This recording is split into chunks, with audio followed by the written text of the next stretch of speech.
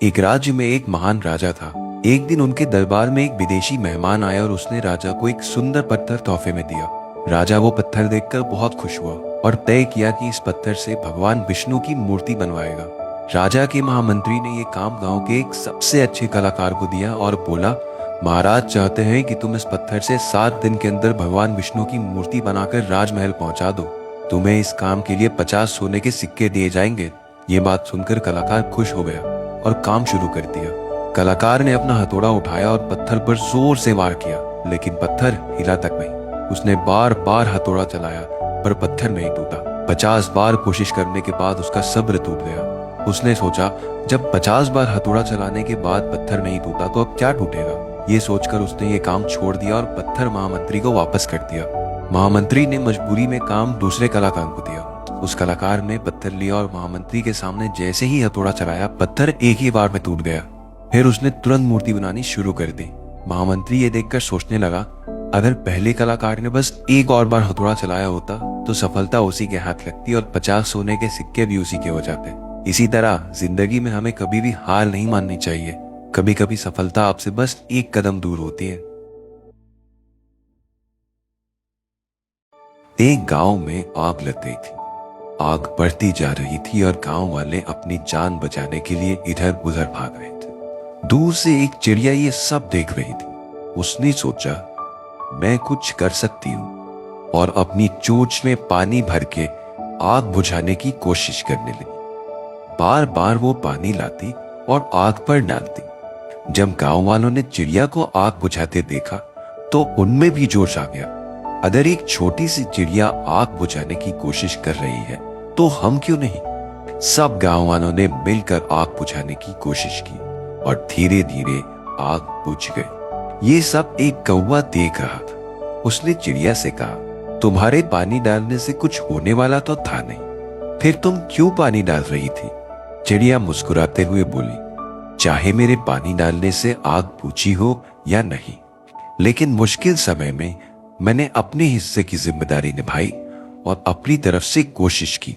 इस कहानी से हमें यह सीखने को मिलता है कि छोटी सी कोशिश भी एक बड़ा फर्क ला सकती है। हर इंसान को मुश्किलों के समय अपनी जिम्मेदारी निभानी चाहिए, चाहे उनका योगदान छोटा ही क्यों ना हो। एक गांव में एक लड़का रहता था। वो पढ़ाई में बहुत होशियार था, लेकिन घर के हालात ऐसे थे कि उसे खेत में भी काम करना पड़ता था। जब वो लड़का 12वीं क्लास में आया तो सभी गांव वालों को लगा कि वही लड़का टॉप करेगा, लेकिन वो लड़का एक सब्जेक्ट में फेल हो गया। गांव वालों को जब ये बात पता चली तो सब उसका मजाक उड़ाने लगे। जब भी वो खेत की तरफ जाता, रास्ते में जितने भी लोग मिलते सब उसको ताने मारते। लड़का तानों से बहुत परेशान हो गया और अपने टीचर को जाके ये बात बताई। टीचर ने कहा, तुम एक काम करो, एक बड़ा सा लोटा लो, उसमें दूध भर। जब तुम उस रास्ते से गुजरो तो ध्यान रखना, एक बूंद दूध नहीं गिरना चाहिए।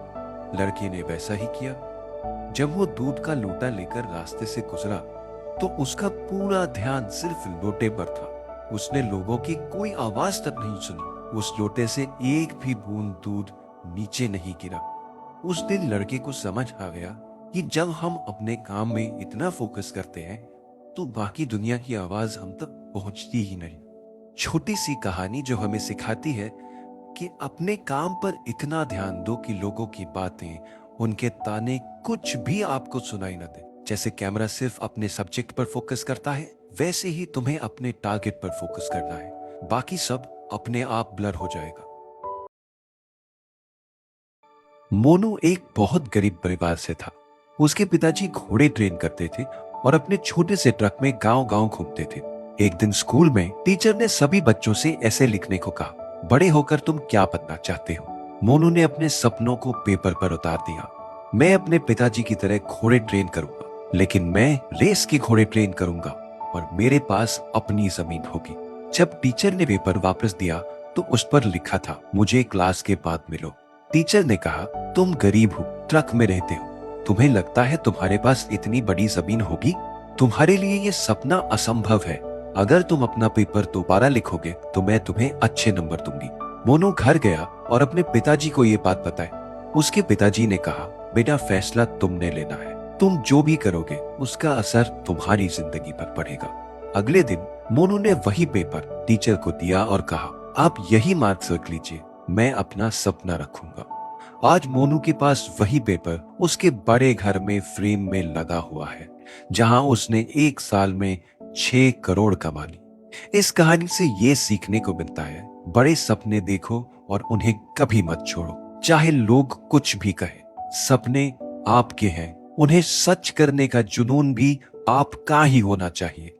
अगर ये कहानी आपको पसंद आई हो तो लाइक कमेंट करें और अपने दोस्तों के साथ शेयर करें।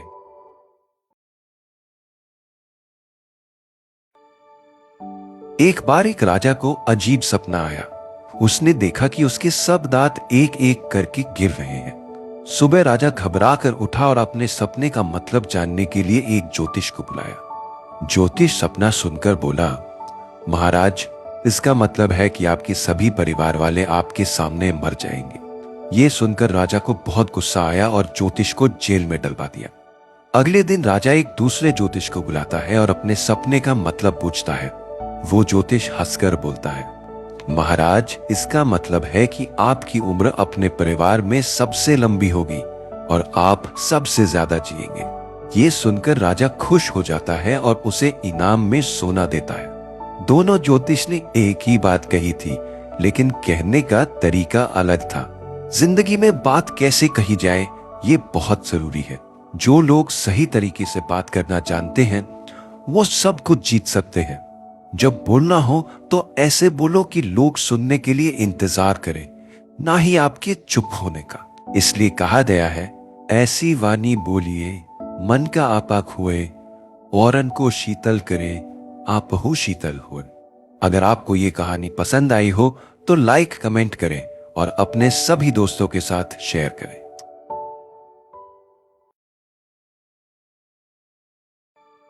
एक सड़क पर एक गरीब लड़का भरी दोपहरी में बिना चप्पल के बलून बेच रहा था।